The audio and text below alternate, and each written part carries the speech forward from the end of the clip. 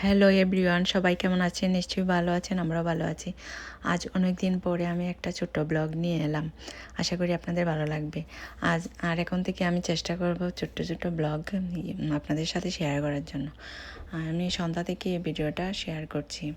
এখানে আমার মেয়ে হোমওয়ার্ক নিয়ে বসেছে আর আমি চলে আসলাম রান্নাঘরে। আমি এখানে কতগুলো আপেল আনা হয়েছিল, তা গুছানো হয়নি, তাই গুছিয়ে নিচ্ছি। ফলের ঝুড়িতে ফলগুলো ভরে নিলাম। আর এখন টুকটাক রান্নাঘরের কাজগুলো করে নিব। আর এদিকে মেয়ে হোমওয়ার্ক করছে, ছেলেও হোমওয়ার্ক করছে। আর 3টা আপেল নিয়ে নিলাম, আমরা 3জন খাবো, আমি, আমার মেয়ে আর ছেলে। আর আমার হাজব্যান্ড এখনও কাজে আছে, তাকে প্রতিদিন আমি আপেল কেটে দিই বক্সে ভরে। আর এই তো আপেলগুলো ধুয়ে নিচ্ছি, পরে আমরা খেয়ে নেব। আমি অনেক দিন ধরে কোনো বড় ভিডিও আপলোড করতেছি না, আসলে ব্যস্ততার কারণে পারা যায় না। আর এখানে আমি তেজপাতাগুলো এনেছিলাম, এখন ধুয়ে শুকাতে দিয়েছি।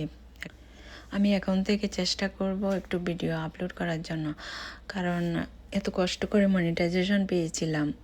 এই মনিটাইজেশনটা ধরে রাখার জন্য অবশ্যই আমি ছোটো ছোটো ব্লগ ভিডিও আপলোড করব। এখানে আমি ভাতের হাঁড়িটা ধুয়ে নিচ্ছি। আমি এখন চাল ধুয়ে বসায় দিব, রাতের খাবার রান্না করব। এই তো আমি চাল ধুয়ে নিচ্ছি, ভাত বসাইয়ে দেব।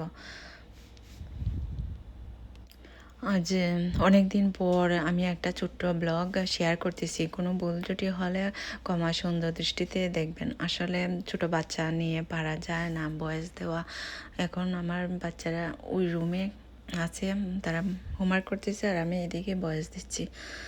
আসলে অনেক হার্ট হয়ে যায়, যারা এগুলো করে আমি জানি অনেক হার্ট, তারপরে অনেকে অনেক সুন্দর করে ব্লগিং করে যাচ্ছে। আসলে আমি মানে হিমশিম খেয়ে যাই, অনেক সময় পারি না। আর এদিকে আমি চিংড়ি মাছ দিয়ে লতা বসাই দিলাম রান্না। লতা চিংড়িটা আসলে আমাদের বাঙালিদের সবারই অনেক প্রিয়, খারাপ লাগে না খেতে, সবারই অনেক ভালো লাগে। আজ এ পর্যন্ত ছোট্ট একটা ব্লগ। যদি আপনাদের ভালো লাগে অবশ্যই একটা লাইক দিয়ে যাবেন, একটা কমেন্ট করে যাবেন। ভালো থাকবেন, বাই।